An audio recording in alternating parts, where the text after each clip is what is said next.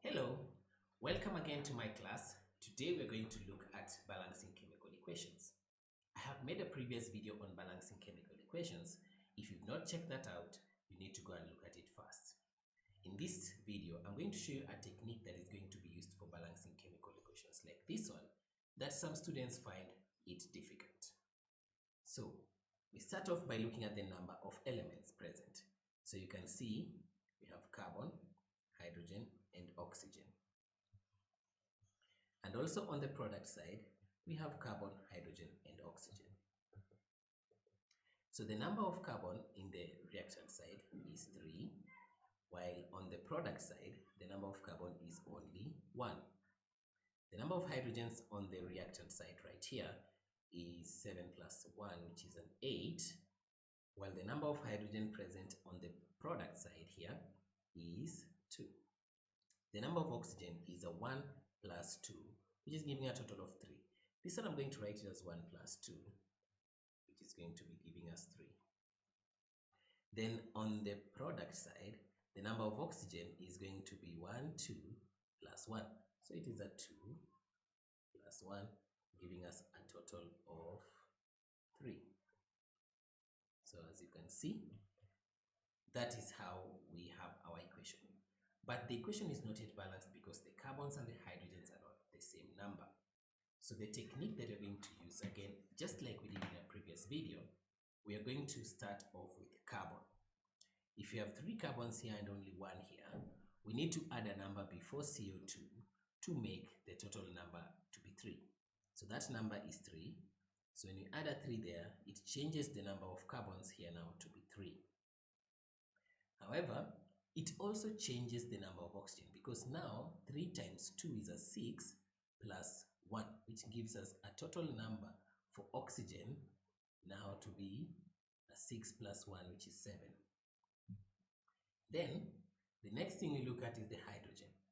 The hydrogen here on the reactant side is 8, and on the product side is only 2.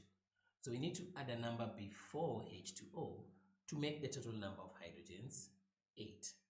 And as you have guessed it, the number is 4. So you add a 4 here, bringing the total of hydrogen to 4. No, sorry. Bringing the total number of hydrogen to 8. Now that is a 4 times 2. And then now, the number of oxygen has also changed. Now it's a 4. This is 1 times 4 plus 6. So the total number of oxygen now becomes 10. As you can see, during the process of balancing, the number of hydrogen and oxygen changed, and that also changed the number of oxygens on both sides. So oxygen now is not balanced. What is remaining now is to balance the oxygen. However, when you look at it, this one, I can place it as, we have the 6 plus 4 oxygen, which gives us a total of 10. However, I want to express it in the same way like this one. So the number of oxygen can also be 1 plus 9. You see, this gives us a total of 10. So that means that the same way we had a 1 plus 2, we have a 1 plus 9. So that means if we are to manipulate the number of oxygen on this reactant side, then we need to manipulate the numbers here, the number of oxygen on this side, to become a total of 9. So the question is, what do you multiply by 2 to get 9? And as you know, that is obviously 9 divided by 2, which is a 4.5. However, if you express it in form of a fraction, an improper fraction, is going to be 9 over 2 times 2 gives us a total of 9. So if I change this right here by adding a 9 over 2, I'm going to have a total of 9 oxygens here, and it's going to be the same as on the product side. However, in chemical equations, you are not allowed to use decimal place or you're not allowed to use fractions. So we have to eliminate the denominator of this fraction. And that is simply done by multiplying everything, each of these compounds that we have, by 2. So I multiply this by 2. So I've put a bracket to show that everything is going to be multiplied by 2. So eventually, our new equation is going to look like this.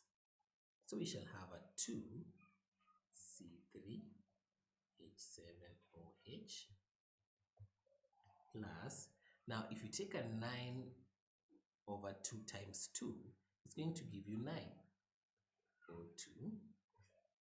And then of course here a 3 by 2 gives us a 6 CO2. And then a 4 by 2 gives us 8 H2O. So in total, the new equation that I have down here is the balanced chemical equation. And you can prove that by just checking the number of each of the elements. So you'll find that for carbon, on the reactant side is 6, and on the product side, carbon is also 6. When you get to hydrogen, hydrogen here now, you can see it's an 8 by 2, which is going to be 16.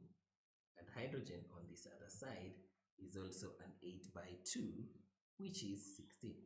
So as you can see now, everything looking good.